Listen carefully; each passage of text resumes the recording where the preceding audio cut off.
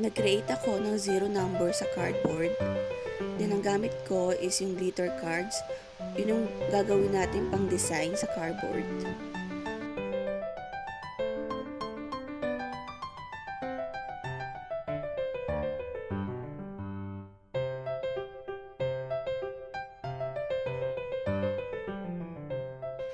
Gupitin natin yung mga excess para malinis tingnan sa cardboard.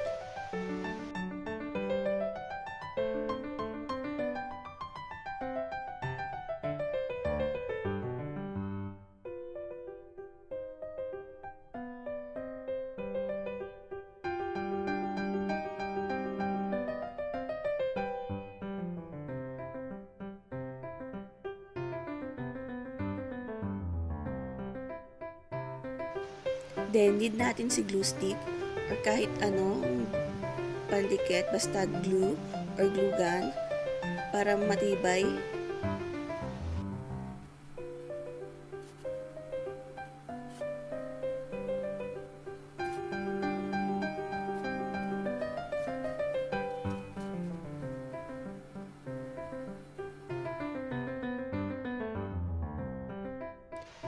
Dahan-dahan natin ilapat sa cardboard and make sure na bago natin gupitin yung mga excess is ayos siya and okay na okay para magandang tingnan later.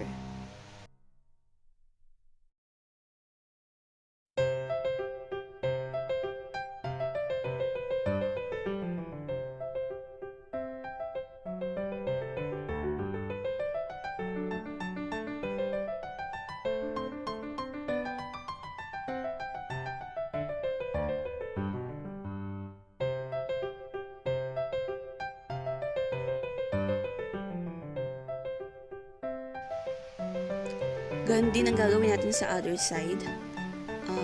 Gugupit din tayo ng glitter card and yun din ang ipang tatakip natin sa ating cardboard para mas lalong gumanda and pwedeng-pwede to pang do-it-your photoshoots lalo na sa mga baby and birthdays.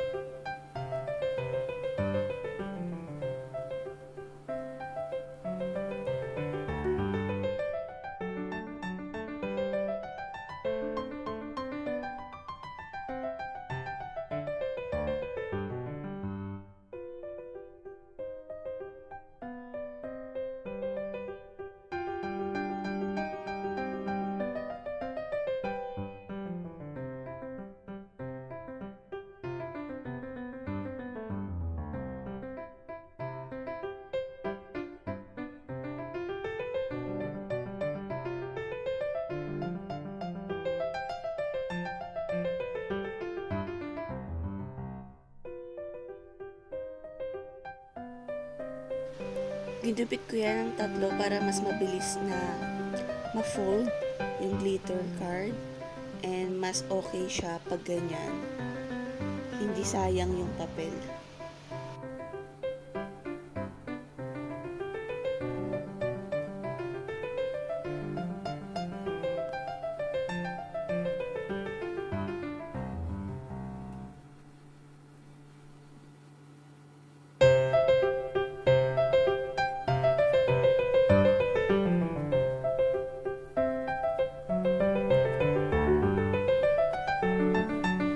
other side naman ang gagawin natin. So, same lang din. Continuous lang kung paano yung ginawa natin na muna. Basta, dapat clear lang yung sa papel and hindi dapat magkaroon ng mahirap kasi i-pattern yung zero eh.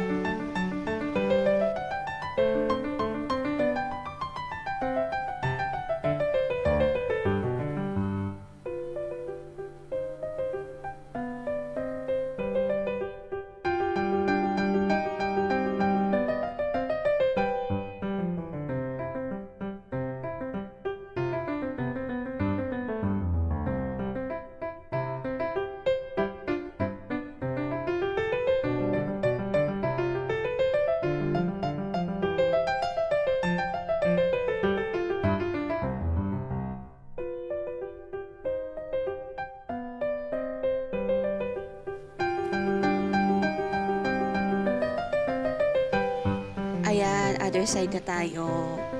Then, after nyan, okay na.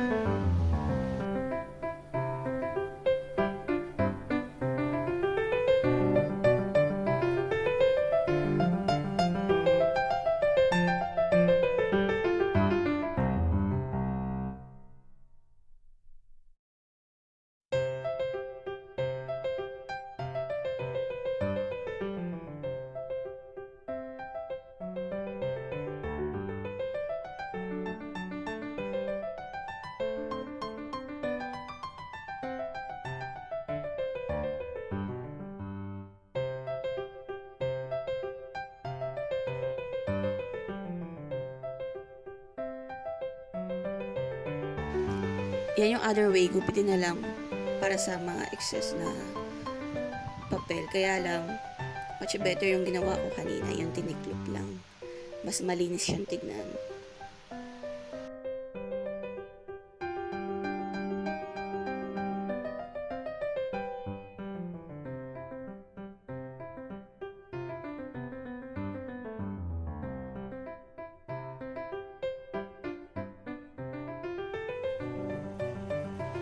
Oh, there you have it.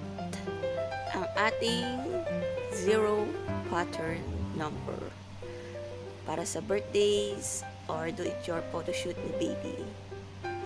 Thank you for watching. Till my next vlog. Bye bye.